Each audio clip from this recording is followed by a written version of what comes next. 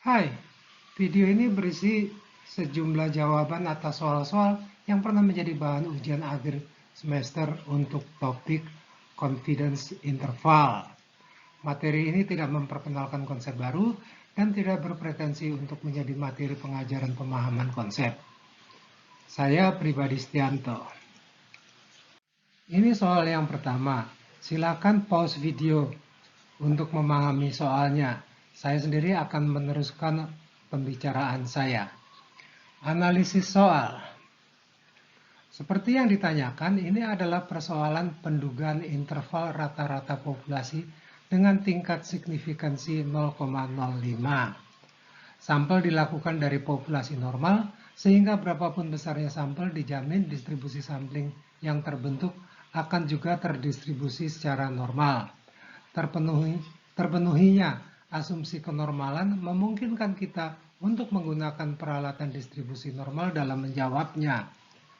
Untuk keperluan pendugaan interval rata-rata populasi, diperlukan nilai rata-rata hitung sampel, deviasi standar populasi atau deviasi standar sampel, tingkat keyakinan, dan besarnya sampel. Soal tidak menyediakan informasi deviasi standar populasi. Berikut 4 informasi yang diperlukan berdasarkan penghitungan dan pengumpulan informasi yang tersedia. Kita lanjutkan ke lembar berikutnya. Ditulis ulang informasi yang sudah terkumpul dan disajikan formula confidence interval untuk rata-rata populasi yang dibaca sebagai rentang mu adalah mulai dari X bar dikurangi sampai dengan ditambahi margin of error. Penetapan nilai margin of error akan harus menggunakan distribusi students T karena sigma tidak diketahui. Saya ingin menunjukkan alternatif cara penulisannya. Unsur yang terakhir, SE dalam kurung X bar, itu dibaca sebagai standar error dari X bar. Nilai T yang sesuai untuk kasus ini dengan alfa 0,05, sehingga alfa per 2 adalah 0,025, dan besarnya sampel 16 sehingga derajat bebasnya adalah sebesar 15, adalah sebesar 2,1314. Sedangkan standar errornya adalah sebesar 0,46435. Dinyatakan ulang pernyataan tentang mu. Mari diisikan nilai-nilai yang sesuai yang diperlukan oleh formula tersebut. Dapat disederhanakan menjadi demikian. Saya termasuk yang menganggap pernyataan jawaban atas pertanyaannya cukup sampai di sini. Sementara ada yang menuntut sampai lebih jauh lagi dengan menjabarkan implikasi dari minus dan plus tersebut, sehingga dinyatakan demikian ini. Yang dibaca bahwa dengan tingkat keyakinan yang ditetapkan yaitu 0,95, maka disimpulkan bahwa rata-rata populasinya berkisar antara 2,39 dan 4,36. Apa artinya dengan tingkat keyakinan 0,95? Ini mengandung pengakuan bahwa mungkin saja kesimpulan tadi adalah salah. Artinya dalam kenyataannya, mu tidak dalam rentang tersebut.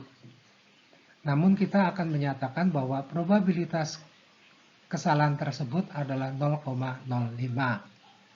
Sehingga bila tingkat keyakinannya 0,99, maka dalam kesimpulan mengakui adanya kemungkinan kesalahan dalam penyimpulan, namun probabilitas membuat kesalahan dalam penyimpulan adalah sebesar 1%.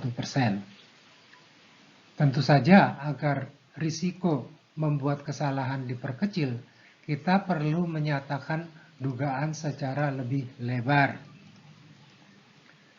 Sebelum membahas pertanyaan berikutnya, akan ditunjukkan fasilitas yang disediakan oleh Excel, yaitu Descriptive Statistics, yang ketika dieksekusi untuk data soal ini, akan menghasilkan sajian yang demikian. Semua yang dibutuhkan tersedia pada sajian ini. Rata-rata, deviasi standar,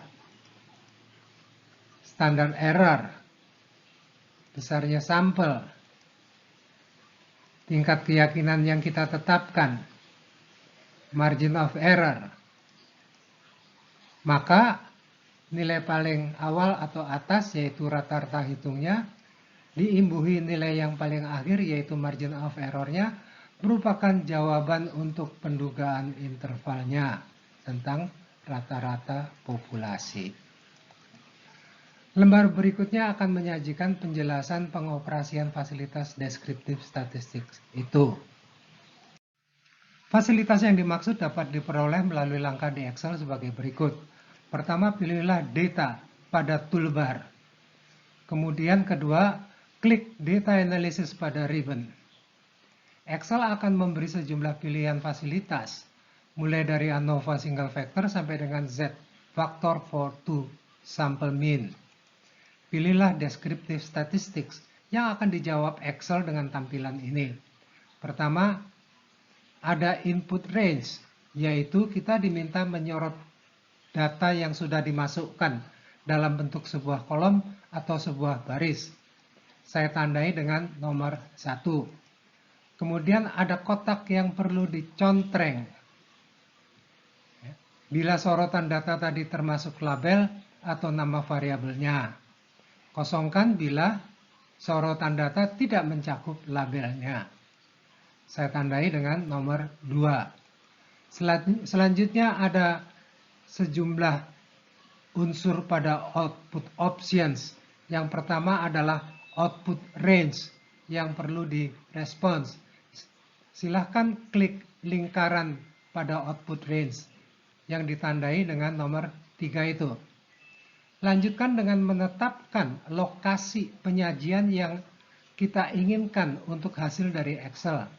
Caranya adalah dengan klik sel tersebut dan letakkan kursor di sel untuk pojok kiri atas dari tabel hasil seperti yang Anda lihat pada halaman sebelumnya. Selanjutnya agar klik Summary Statistics yang ditandai dengan nomor 5 itu. Kemudian tetapkan confidence level for the mean sesuai dengan tingkat keyakinan yang dikehendaki. Defaultnya adalah 0,95 yang ditandai dengan nomor 6 itu. Dan terakhir, klik OK yang ditandai dengan nomor 7. Silakan praktikkan langkah-langkah tersebut. Kita lanjutkan dengan pertanyaan selanjutnya. Ini pertanyaan B. Yang ditanyakan adalah menentukan besarnya N untuk target margin of error dan significance level tertentu. Maka mari kita panggil formula untuk keperluan tersebut. Sehingga kita memerlukan significance level untuk mendapatkan Z alpha per 2. Dengan significance level 0,04, maka Z alpha per 2 adalah Z 0,02 yang sebesar 2,0537. Kemudian diperlukan sigma yang didekati dari hasil sampel terdahulu, yaitu sebesar 1,85742. Dan terakhir adalah besarnya E yang sudah diketahui sebesar 0,8. Masukkanlah besaran-besaran tersebut ke dalam formula tadi, demikian ini, sehingga menghasilkan N yang demikian, yang dibulatkan ke atas menjadi sebesar 23. Perhatikan bahwa pembulatan adalah selalu ke atas, agar target margin of error yang dikehendaki pasti tercapai. Mari kita teruskan ke pertanyaan C. Ini pertanyaan C. Jawaban pertanyaan C. Yang ditanyakan adalah berapa tingkat keyakinan atau 1 minus alfa.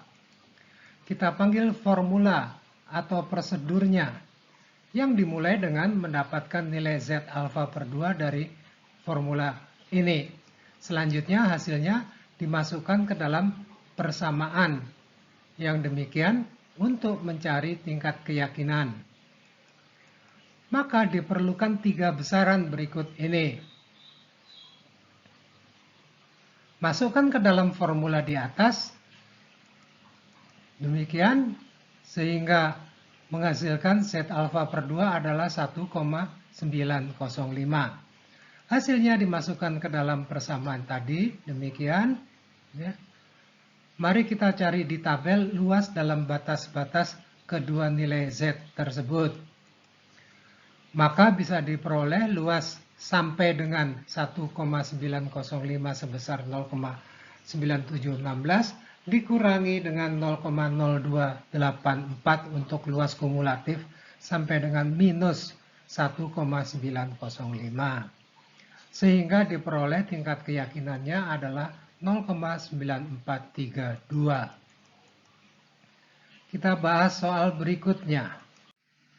Soal 2. Silakan pause video untuk memahami soalnya. Saya akan lanjutkan dengan analisis soalnya. Jadi begini analisis soalnya. Dari pertanyaan-pertanyaannya, ini adalah persoalan pendugaan interval. Pada pertanyaan A, estimasi rata-rata waktu yang diperlukan merupakan pendugaan titik untuk rata-rata populasinya. Selain tidak dinyatakan dalam soalnya, penyimpulan pendugaan titik itu diperkuat oleh kenyataan bahwa soalnya tidak menyatakan tingkat keyakinan atau 1 minus alfa atau tingkat signifikansi alfa. Pertanyaan B, jelas merupakan pertanyaan tentang pendugaan interval tentang rata-rata populasi pada 0,05. Pertanyaan C adalah menilai apakah rata-rata 90 menit atau rata-rata 180 menit adalah termasuk dalam interval hasil duga. Mari kita jawab. Jawaban pertanyaan A. Yang ditanyakan adalah pendugaan titik dari rata-rata hitung populasinya. Kita tahu bahwa pendugaan titik untuk rata-rata hitung populasi itu adalah dengan menggunakan X-bar. Maka kita panggil hasil descriptive statistics berdasarkan datanya yang menghasilkan sajian tabel ini. Maka dapat dinyatakan bahwa dugaan titiknya adalah sebesar 100,17241. Jawaban pertanyaan B. Yang ditanyakan adalah menyusun confidence interval tentang mu pada 0,05. Artinya significance levelnya 0,05 yang identik dengan confidence levelnya 0,95. Kita panggil formula untuk confidence interval tentang mu. Bila memanfaatkan hasil dari Excel, dugaannya dapat dinyatakan demikian ini.